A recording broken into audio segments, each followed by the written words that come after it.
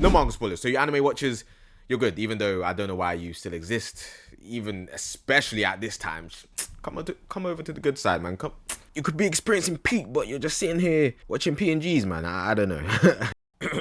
Ego Jinpachi, the enigmatic Cheshire cat-like entity which is the sole reason for Blue Lock's existence. But despite his importance, we know very little about his history and what led him to become the greatest football coach pretty much ever. We get hints to this in the current manga, especially after a certain reveal. This reveal showed us a glimpse into his history, most importantly told us, the viewer, that the author has his backstory in mind and will likely get a whole mini-arc dedicated to his backstory. Think Gojo backstory. I think personally it needs to be more than a few chapters given the weight of his character. But before we get into the title of this video, what do we know so far about his backstory? Well, we know he used to play football. This can be inferred by lines like this, and his intimate knowledge of the game. This only makes sense. And on that note, it's likely that he wasn't just good, but a top U20 striker due to his intimate knowledge of how to get there. And this is even supported by statements in the manga. So then why retire? As I said, I believe he was one of the best, so I doubt he would just quit, especially with recent developments. No, the only reason why I think he should be something out of his control, like say an injury. Two things that help this. One, the fact that nobody knows him. This implies he most likely stopped his career prematurely before he became a household name. And number two, it just makes a good poetic parallel that Ego's career took place when he was also a U20 striker. So following this, I assume there was a lot of soul searching, even debating on getting back on the horse, and either by intention or happenstance, he found a new path. If he couldn't become the world's best, it would be just as satisfying to create the world's best. But Blue Lock doesn't come just yet. Before Blue Lock, he has a trial run of sorts. He trains a young talent. Now, there's a lot of ways this could transpire. Maybe he's the godfather of the boy. Maybe he found him on the street. Maybe he was a coach and saw potential. Maybe he trained him to see if his crazy idea would work. Maybe training him gave him the crazy idea.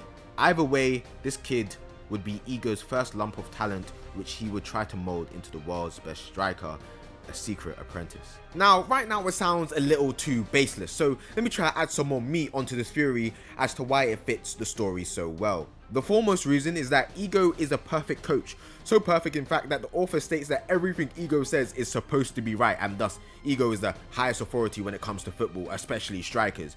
But my question is, how? We assume he must have done some research, played football himself, as I said before, even learned from other coaches, but in my estimation, you can't get this good without having a trial run, without having that first-hand experience, because there's just some things you need to learn first-hand, the subtle nuances, the details. Hell, how he even came to the conclusion that he was capable of doing such a feat.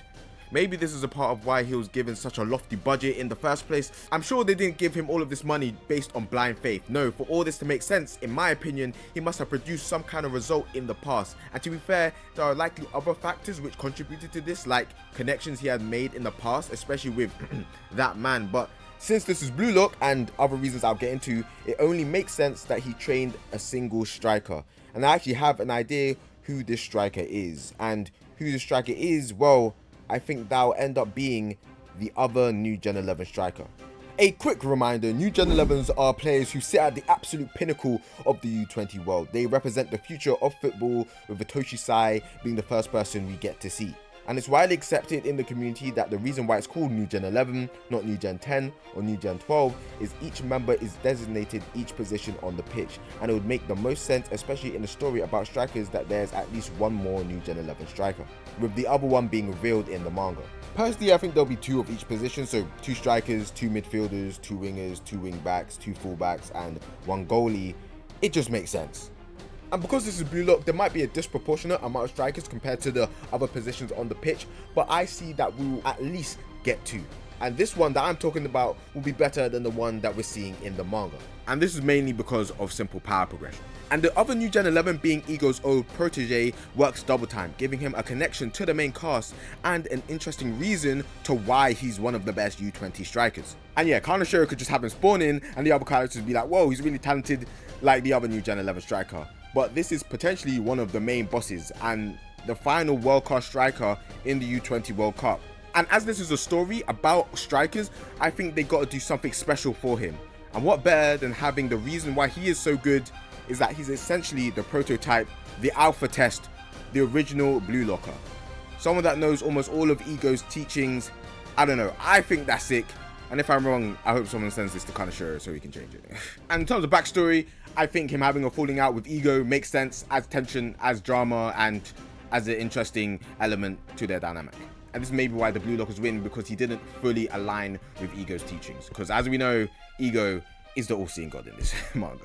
Okay, now I'm going to go into a light spoiler section for the manga to elaborate further on some bits. Go to this time if you ain't caught up or don't want to see it. Now, looking at the manga stuff, I think it could be cool that he is the reason why Sai lost his ego. I know a lot of people think it's Luna, but I don't know. I have no real issues with this besides the fact that him losing his ego to somebody around the same age as him would make a little bit more sense. I mean, if he gets clapped by a 20-something-year-old, it's very easy to chalk that up to experience, and him losing badly to someone who's supposed to be on his level makes more sense.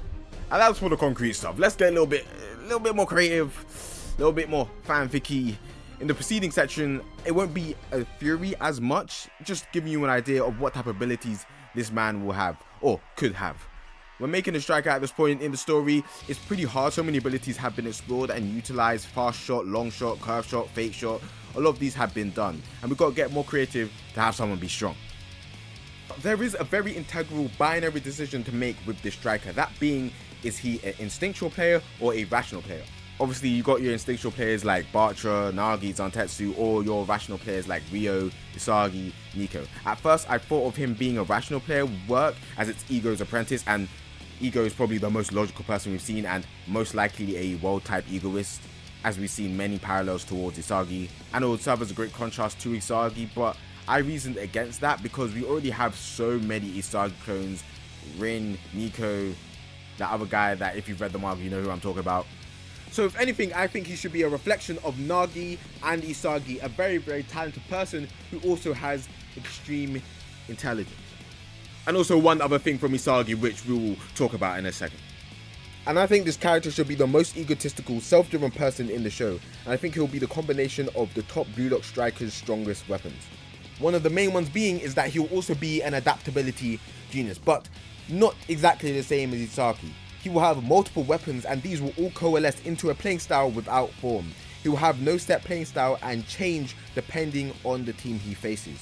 Think of playing a fighting game. Every other character in the story has a set main, which in this analogy would be their playing style, but he picks the randomizer every single time. And this will be very difficult for Isagi specifically because he would be practically unreadable. His ego would be nothing like running past people, being the king, or winning. His ego will be simply for him to be pushed and feel the rush of the game.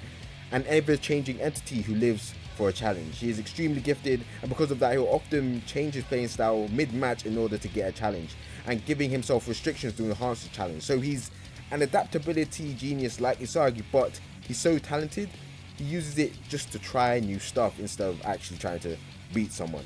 Kind of a Kenpachi-like character. I think this ego would contrast the entire cast very well.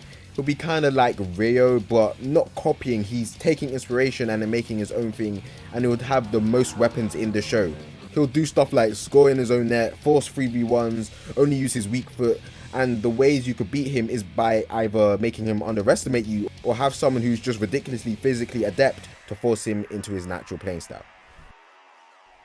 And you know, I think that's pretty cool. We've had egotistical characters, but all of them have had a certain goal. So I think an egotistical character that doesn't really care what way he plays as long as he gets to have fun, I feel like that's quite interesting. And obviously the mangaka is inspired by shonen, and characters like Kenpachi and stuff are big parts of shonen, and we haven't really got a character like that. So I think it makes sense. I think it's cool. Also relating to Isagi's adaptability, I don't know, I think it all works kind of well, but obviously this is just a possibility. There's no real way to know what specifically is going to make this character play like.